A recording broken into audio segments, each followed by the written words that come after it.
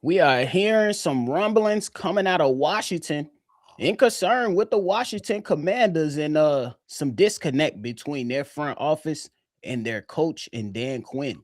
Is trouble brewing in Washington? And are they getting ready to ruin Jaden Daniels? We're going to talk about it. And just recently, we heard that Mike McDaniels has been fired for the Miami Dolphins. Huh. What's to come for them? Y'all know we're going to talk about it, break it all down, but you gotta hear the music first. Welcome to your number one spot for all NFL news and content, NFL Central.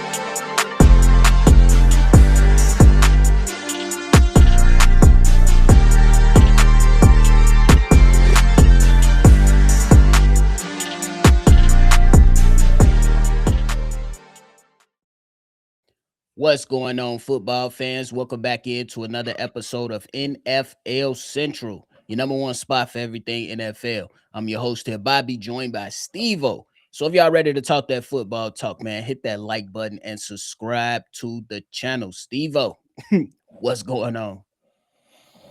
Niggas losing their jobs. Man, it's crazy. But hey, Steve-O, we're going to kick this thing off talking about the Washington Commanders on today's episode. According to NFL insider Jordan Schultz, he detailed the disconnect between the Commanders' front office and the coaching staff, saying this: part of the issue the Commanders have had in the building is the front office meddling with the coaching staff on personnel and which players to use, an ongoing problem dating back to 2024 when they were having success. With the team struggling this year, it reached new heights and there were notable disagreements. Moreover, I have not gotten the impression that Dan Quinn wanted to move off from his coordinators. The entire disconnect is one to watch as we head into 2026. Jordan Schultz went on to say, one source said there's a lot of shit going on there. Stevo, what's your thoughts on what's going on in Washington with the Commanders? I mean, I, I ain't gonna sit here and say I'm like super shocked because kind of felt like um at the beginning of this whole thing, everything just kind of happened fast. You move, got new ownership, then you got new coach, got new OC, then you start bringing in a ton of new players, and then in that year, y'all did miraculous things. Y'all almost went to the Super Bowl, but I almost felt like they kind of they kind of jumped onto a ship that they didn't necessarily know the foundation of that ship. It like, for example, it was the Titanic, but the Titanic was always talked about as the new ship. It's unsinkable, this, that, and the third. But that motherfucker turned out to be sinkable, and I think that's what it is. It's kind of like it's a mixture between a lot of young, a lot of old. Majority is more older than young. And quite frankly, if you tell me, Bobby, it sounds like the old and young is kind of clashing. And quite frankly, also with them hiring Kliff Kingsbury, quite frankly, I didn't think it was gonna come this fast, but it was gonna be very difficult to keep him at the OC position because we all know his longing job is a head coach. He wants to be a head coach. That's what he's seeking to be. And he had opportunities to be head coaches in prior years. So, and even was a former head coach. But yeah, I think it's one of those situations where some of the best things that could have happened that first year did happen, but they didn't necessarily understand the bones and the structure of what they really had. And now that they're starting to realize what type of ship they got, now everybody is in panic mode because they don't know how to fix it. For sure. I agree with a lot what you said. My thing is that when it comes to football, the best organizations let the football guys do football stuff. And for the Washington Commanders, you have to allow the football guys to do football stuff. I understand that this season for the Washington Commanders was disappointing, but that don't mean you jump in after 1 year of being off the map and tell the football guys not to do football stuff. You have to have some patience in certain situations. Your quarterback was continuously hurt. Y'all took forever to go ahead and make sure that contracts was cleared for his number one wide receiver, and he started the season off rusty. Ain't nobody tell the Washington Commanders to go out there and acquire all these old guys, Debo Samuels, Laramie Tunsil, and all these other fellas that joined the team. Good additions at that time. But when you think about how guys sustain injuries in the NFL, they don't necessarily heal fast if you're in that older age bracket. So I Mm-hmm. think that for this and looking at it, it's like, bro, how do y'all have a lot of shit going on over there? It don't make sense to me. Now, Stevo, tell me if I'm digging too deep into the weeds. But there was an old source, a tweet that came out saying that when they were interviewing Ben Johnson years ago, that Ben Johnson did not interview well. However, he did feel like there was too many basketball guys in the room. You know what I'm talking about, Magic Johnson, and they felt like their football opinions were too strong. How do you take that? I mean, at this point, it sounds like it was pretty much true. Because, quite frankly, that's what it is. It sounds like it's too much talking and it's not enough agreeing. Yeah. It's too much. And that's the thing. We especially from us being a Bears organization, we know if one piece of the top is not on the same page as the other one, you're you're just destined to have a blow up in your organization, and that can't be remain true. And especially for our case, we knew no matter. It's not the same situation. We're not necessarily basketball guys, but in the case of the Chicago Bears, the McCaskies are fans. They are fans of football. They're not very knowledgeable, especially coming out of our current president and CEO. Not president, current CEO and George McCaskey. He came out and said, I don't know football like that. I just love watching it. My family is a part of it. My history is a long history with our name on it, and I just grew up loving the game of football, not learning it. And what we scream from the rooftop every since then: get out the way, hire people that know football, and watch this shift in this organization. And right now, we're seeing the fruits of that labor. The same thing needs to happen over there. We've heard all the good things that's happened since the Magic Johnson and the rest of his conglomerates came over and bought the team. But at the same time, just because y'all got the money and y'all are taking away the stench of the former organization, don't or former ownership, I should say, that don't mean you necessarily know what you're doing in football. Just because you know you're a part of another conglomeration in baseball with the Dodgers, who's also winning, don't mean you know shit about football. Football, I'm telling you, in football, it takes a team full of not players, team full of people that know how to run it correctly and efficiently. And quite frankly, if you're not a football head at the ownership, you just simply got to get out the way and get the right people inside.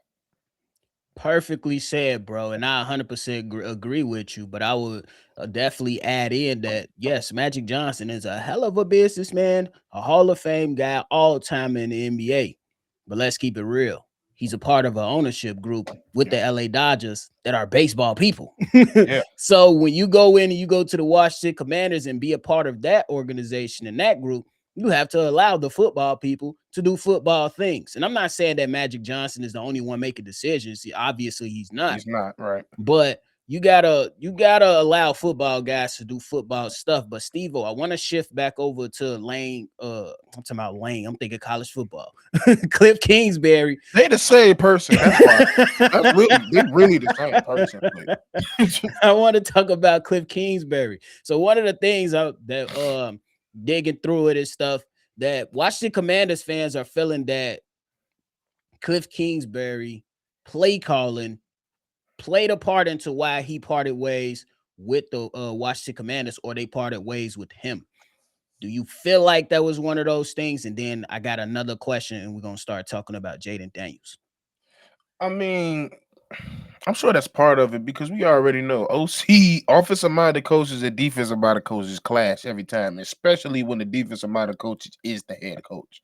Yeah. So I'm sure and when it comes down to that, I think it's not necessarily play calls. It's more, it might be situations. Hey, Mhm. bro, we need to go on this. We need to go for it on this situation. We got the momentum. Now let's take the points. My defense can handle it. That's how you start shit between you and your OC. But then again, I like I've been saying, honestly, they could have had the most perfect relationship, and they probably had 2 years together. Kliff Kingsbury wants to be a head coach, and at the end of the day, I mean, to be honest, I still think he ain't ready to be a head coach. Mm. But because quite frankly, I feel like a lot of those play calling and his playing style got his quarterback hurt, and he should have known that he was gonna get his quarterback work because he's frail.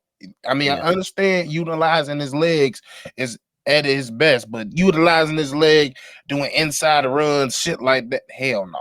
Right. We ain't doing that, especially when we know his injury happened inside the pocket. So that's even though it's not necessarily running. So yeah, I think it has a lot to do with just situational football. He feel like in certain situations he would call this instead of that, and after 2 years of that, you're going to get frustrated and get the hell up on. Especially when there's already fire, quote unquote, going around in the organization. I agree with that 100% because Jaden Daniels, he not built like a Jalen Hurts. You can run Jalen Hurts inside because that motherfucker big. And then, you know what I'm saying? Even guys like, that's more stout, you know what I'm saying? Not more so than Jalen Hurts, but like Caleb Williams. Caleb Williams, he can take a couple hits, but you don't want these quarterbacks taking hits. We Right. seen Cam Newton career just dwindle after that shoulder injury. We seen it. He was giving out hits. Exactly. And look at Lamar Jackson, more so frail like Jaden And the Daniels. Daniels. He And ain't running as effectively as he was when they're you with backward out. years past. Exactly. So I agree with you. I think the play calling could have been a lot better, but I think at that point you gotta allow your OC to make his adjustments. I think that's why you gotta have open communication. Yep. He had a great year to help y'all get to the NFC Championship game. Then after Including one bad the year, offense was the peep. The offense was the peeps that got y'all there. I will say. exactly. So my next question is Stevo, is this the start of these guys in the Washington Commanders organization to screw up Jaden Daniels? Or does it depend on who they hire as an OC? That's it, not even OC because quite frankly, I don't know if you can keep the head coach there too. Ooh. Because quite frankly, I'm not trying to put all the blame there, but at the end of the day, like you're going to get the blame. How do we go from a Super Bowl contention to questioning? Do we know if we're going to fail our quarterback in a year and a half? Not even a year and a half, a year. Mm-hmm. So, quite frankly, yeah, the OC is very important, but I'm very eager to see what's the actual relationship between him and the head coach with him because I mean ain't like I can't tell you what's his type of quarterback, but I could tell you the type of quarterbacks he's been with in the past, and they ain't the Daniel Daniels type. Right. That's all I'm gonna say.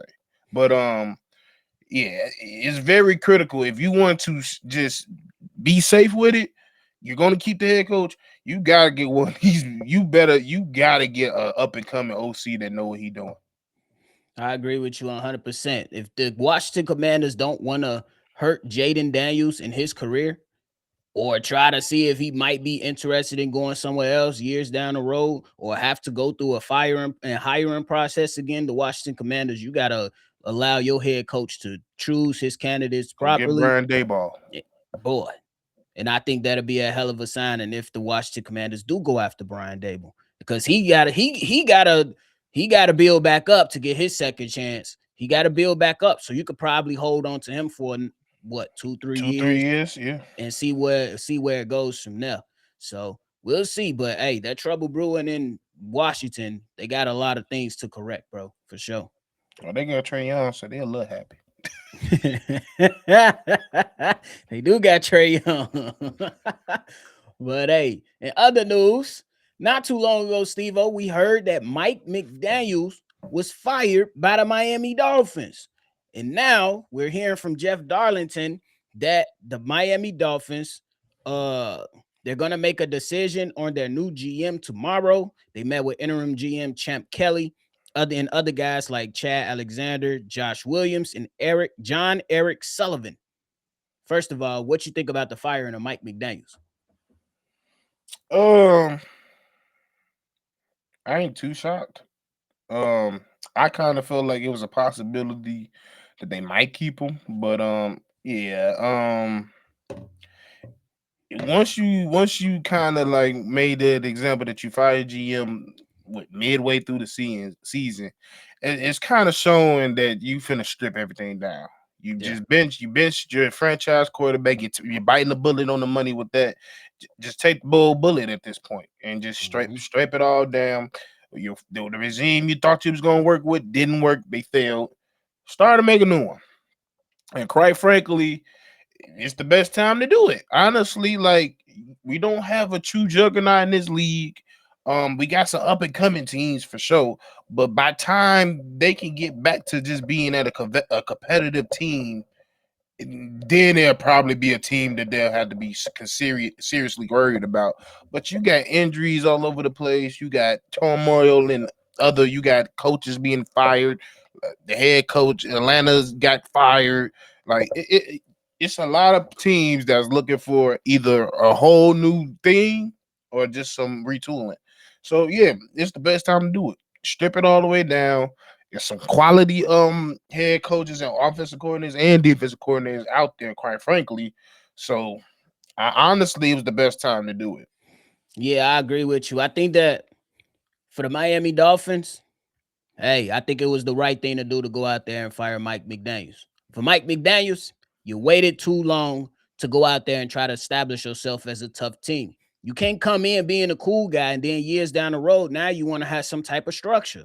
And then you seen this season, he have a better style of offense with his running game to where he took it to teams. The record might not reflect it, but if you watch the games, you've seen that style, that running style that he implemented into the Miami Dolphins, it was much more sustainable than what we've seen in years past when it was a motion and a pass timing type offense with Tua Tagovailoa. And me personally, I feel like he was kind of trapped because Tua, he signed that deal and look at it now. You can't even get out of that. If you get out of that, Stevo, I think the dead cap is over $90 million. I was about to say, I thought it was 100. Bro, that's ridiculous. So I get it. And I think this is an opportunity for whoever they select as their new GM to go out there and pick his own head coach. Like you said, there's a number of good candidates out there that are available, and you can go out there and start build this thing over. And I kind of knew that it was over at the start of the offseason when the Miami Dolphins had a practice with the Chicago Bears and they was complaining, talking about they was doing too much and being too physical. When in the game that you play that requires you to be physical. What? Yeah, and I definitely think they going somebody did this before or older. They ain't doing they not doing no young dude no more. I that ship has sailed. Yeah, and then honestly, it opens up a lane for Mike McDaniels to go out there and possibly do something. Hey, I gotta say it. If you know I want to say it, Detroit Lions, they gotta open it. I'm just saying, they gotta open it. Atlanta Falcons, they have an opening. Yeah, you might not be the head coach, but you could do a lot with those weapons on the offensive side and have a Bijan. You know who I really want? I want us to beat the fuck out of the Packers. So they can fire Matt LaFleur, sit his ass down to Miami because I'm tired of going against him. I'm so tired of going against Matt LaFleur. Hey, if Packers fans want to be stupid and fire Matt LaFleur, let them do it. Boy, if I'm like, we'll be in Miami in an hour. No, no, really. We'll have it. You don't even got to talk contract. We give it a fuck what you want. Oh, no, really. Get out here. Hey, he can go. Hey, Stevo, if the Packers are stupid enough to fire Matt LaFleur, he can go wherever he want. And guess who he can take with him? That's a free agent. Malik Willis. Malik Willis can be his starting quarterback. Hell, he could take his DC with him too. Just saying. I'm just saying. So Packers fans, you want to be stupid, go be stupid. Please I know, be stupid. Bro, I know there's been a number of things that people were saying. He's been a 7th seed all 3. He made the playoffs. He gave the team an opportunity. What I'm about to say. Y'all Packer fans don't say shit about y'all GM. That's the nigga that ain't doing nothing. But Florida's only working with what you give him. And he been, like you just said, he's been in the playoff consistently with whatever you give him. No true wide receivers, just not got a true pass rush. Secondary been questionable, linebackers been questionable, and he still got them playing at an elite level. Yeah. You actually give him some fucking talent like you did this year, and then they all get hurt. Then you gonna fight. Please do it. That's what I'm saying. Let's whoop y'all ass. Get him the fuck out the north because I'm tired of him. I'm so tired of him. But hey, a lot of options for Mike McDaniels because I think that somebody's still gonna pick him up as an OC for sure. Oh yeah, I don't think to be quite frank, I wouldn't be surprised if he's not, if not the first coach picked.